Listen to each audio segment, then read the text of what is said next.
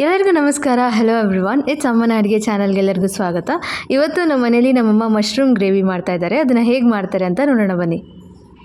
Gravy ಮಾಡ್ತಾ ಇದ್ದೀನಿ. ಒಂದು 3 ಸ್ಪೂನ್ ಎಣ್ಣೆ ಹಾಕಿದ್ದೀನಿ. 2 ಈರುಳ್ಳಿ ಕಟ್ ಮಾಡ್ಕೊಂಡಿದ್ದೀನಿ ಸಣ್ಣ ಉದ್ದಕ್ಕೆ.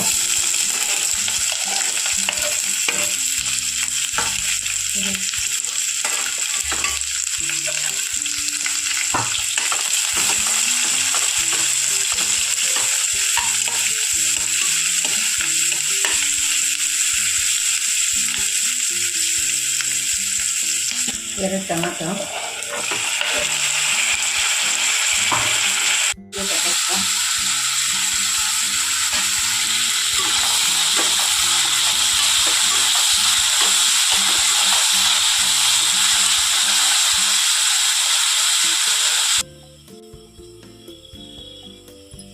ಸ್ವಲ್ಪ ಪೇಸ್ಟ್ ಮಾಡ್ಕೊತಾ ಇದ್ದೀನಿ. ಶುಂಠಿ ಸ್ವಲ್ಪ, ಒಂದು 5-6 ಬೆಳ್ಳುಳ್ಳಿ, 3 ಹಸಿಮೆಣಸಿನ್ಕಾಯಿ. ಇದೇನು ಜಾಸ್ತಿ ನೈಸಿಗೇನು ಬೇಡ, ಸ್ವಲ್ಪ ತರಿನೇ ಮಾಡಿದ್ದೀನಿ.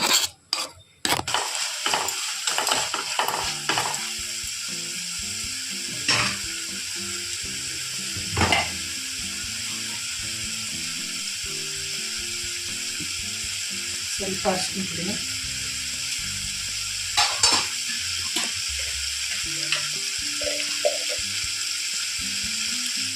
ಧನಿಯಾ ಪುಡಿ ಹಾಕ್ತೀನಿ,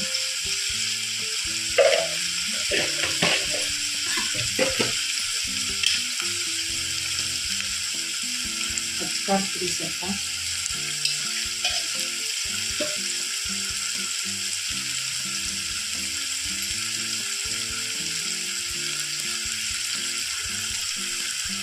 ಬೆಳ್ಳುಳ್ಳಿ, ಶುಂಠಿ, ಹಸಿಮೆಣಸಿನ್ಕಾಯಿ ಅಷ್ಟೆ.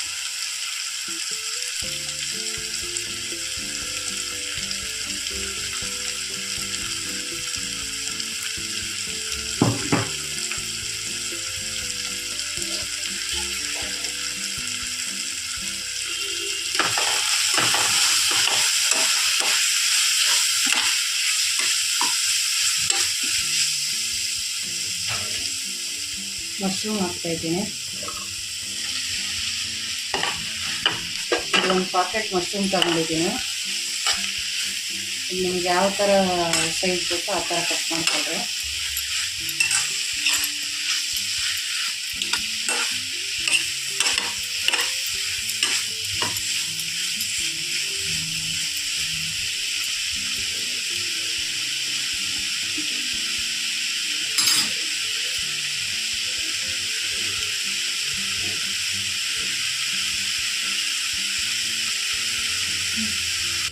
ಪ್ಲೇಟ್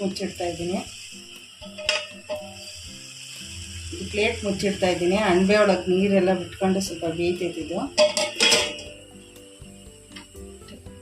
ಇದು ಒಂದು 5ರಿಂದ 10 ನಿಮಿಷದೊಳಗಡೆ ಬೇಯಲಿ.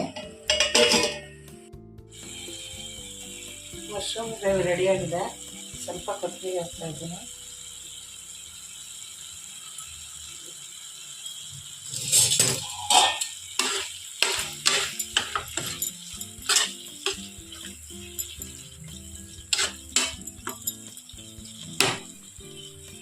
ಚಪಾತಿ ಜೊತೆಗೆ, ಅನ್ನದ ಜೊತೆಗೆ,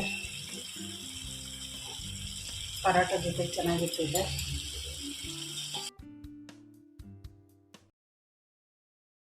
ಮಶ್ರೂಮ್ ಗ್ರೇವಿ ಅಂತೂ ತುಂಬ ರುಚಿಯಾಗಿತ್ತು ಮತ್ತು ತುಂಬ ಸರಳವಾಗಿ ಹಾಗೂ ಜಲ್ದಿ ಮಾಡ್ಕೊಬೋದಾದಂಥ ಒಂದು ರೆಸಿಪಿ ಇದು.